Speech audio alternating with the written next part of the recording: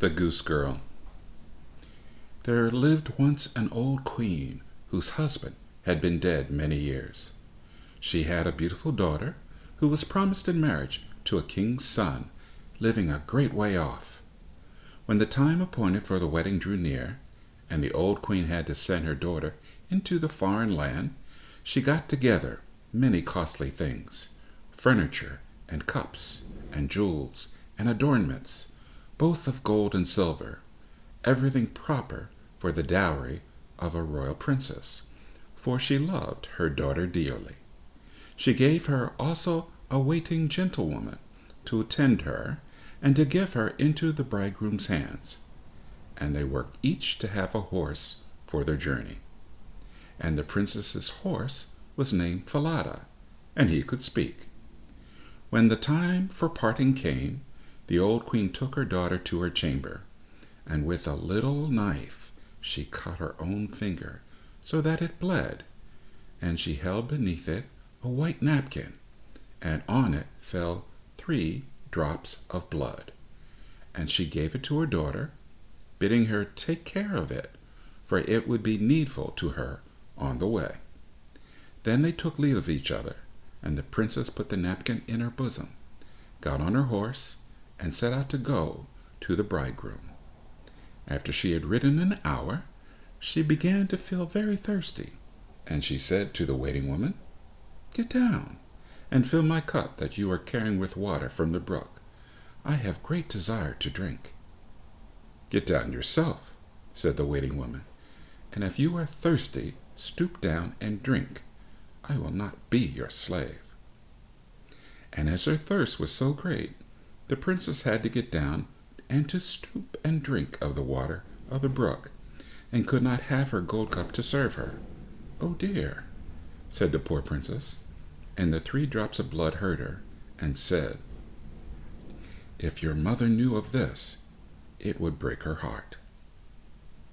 But the princess answered nothing, and quietly mounted her horse again. So they rode on some miles further. The day was warm, the sun shone hot, and the princess grew thirsty once more. And when they came to a watercourse, she called again to the waiting woman and said, "Get down, and give to me to drink out of my golden cup." For she had forgotten all that had gone before. But the waiting woman spoke still more scornfully and said, "If you want to drink, you may get it yourself. I am not going to be your slave." So, as her thirst was so great, the princess had to get off her horse and to stoop towards the running water to drink. And as she stooped, she wept and said, "Oh dear." And the 3 drops of blood heard her, and answered, "If your mother knew of this, it would break her heart." And as she drank and stooped over, the napkin on which the 3 drops of blood fell out of her bosom and floated down the stream, and in her distress she never noticed it. Not so the waiting woman, who rejoiced because she should have power over the bride, who, now that she had lost the 3 drops of blood, had become weak and unable to defend herself. And when she was going to mount her horse again, the waiting woman cried, "Falada belongs to me, and this jade to you." And the princess had to give way, and let it be as she said. Then the waiting woman ordered the princess, with many hard words, to take off her rich clothing, and to put on plain garments. And then she made her swear to say nothing of the matter when they came to the royal court, threatening to take her life if she refused. And all the while Falada noticed and remembered. The waiting woman then mounting Falada, and the princess the sorry jade, they journeyed on till they reached the royal castle. There was great joy at their coming, and the king's son hastened to meet them, and lifted the waiting woman from her horse, thinking she was his bride. And then he led her up the stairs, while the real princess had to remain below. But the old king, who was looking out of the window, saw her standing in the yard, and noticed how delicate and gentle and beautiful she was. And then he went down and asked the seeming bride who it was that she had brought with her, and that was now standing in the courtyard. "Oh," answered the bride, "I only brought her with me for company. Give the maid something to do, that she may not be for ever standing idle." But the old king had no work to give her, until he bethought him of a boy he had who took care of the geese, and that she might help him. And so the real princess was sent to keep geese with the goose boy, who was named Conrad. Soon after, the false bride said to the prince, "Dearest husband, I pray thee do me a pleasure." "With all my heart," he answered. "Then," said she, "send for the knacker, that he may carry off the horse I came here upon, and make away with him. He was very troublesome to me on the journey." For she was afraid that the horse might tell how she had behaved to the princess. And when the order had been given that Falada should die, it came to the princess's ears, and she came to the knacker's man secretly, and promised him a piece of gold if he would do her a service. There was in the town a great dark gateway through which she had to pass morning and evening with her geese, and she asked the man to take Falada's head and to nail it on the gate, that she might always see it as she passed by. And the man promised, and he took Falada's head and nailed it fast in the dark gateway. Early next morning, as she and Conrad drove their geese through the gate, she said as she went by, "O Falada, dost thou hang there?" And the head answered, "Princess, dost thou so meanly fare? But if thy mother knew thy pain, her heart would surely break in twain." But she went on through the town, driving her geese through the field, and when they came into the meadows, she sat down and undid her hair, which was all of gold. And when Conrad saw how it glistened, he wanted to pull out a few hairs for himself.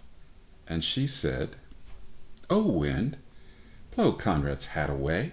Make him run after as it flies, while I with my gold hair will play, and twist it up in seemingly wise." Then there came a wind strong enough to blow Conrad's hat far away over the fields, and he had to run after it. And by the time he came back, she had put up her hair with combs and pins, and he could not get at any to pull it out. And he was sulky, and would not speak to her. So they looked after the geese until the evening came, and then they went home. The next morning, as they passed under the dark gateway, the princess said, "O Falada, dost thou hang there?" And Falada answered, "Princess, dost thou so meanly fare? But if thy mother knew thy pain, her heart would surely break in twain." And when they reached the field, she sat down and began to comb out her hair. Then Conrad came up and wanted to seize upon some of it, and she cried, "O wind, blow Conrad's hat away. Make him run after as it flies, while I with my gold hair will play, and do it up in seemingly wise." Then the wind came and blew Conrad's hat very far away, so that he had to run after it, and when he came back again, her hair was put up again, so that he could pull none of it out. And they tended the geese until the evening. And after they had got home, Conrad went to the old king and said, "I will tend the geese no longer with that girl." "Why not?" asked the old king. "Because she vexes me the whole day long," answered Conrad. Then the old king ordered him to tell how it was. "Every morning," said Conrad, "as we pass under the dark gateway with the geese, there is an old horse's head hanging on the wall, and she says to it, 'O Falada, dost thou hang there?' And the head answers, 'Princess, dost thou so meanly fare? But if thy mother knew thy pain, her heart would surely break in twain.'" And besides this, Conrad related all that happened in the fields, and how he was obliged to run after his hat. The old king told him to go drive the geese next morning as usual, and he himself went behind the gate and listened how the maiden spoke to Falada, and then he followed them into the fields and hid himself behind a bush.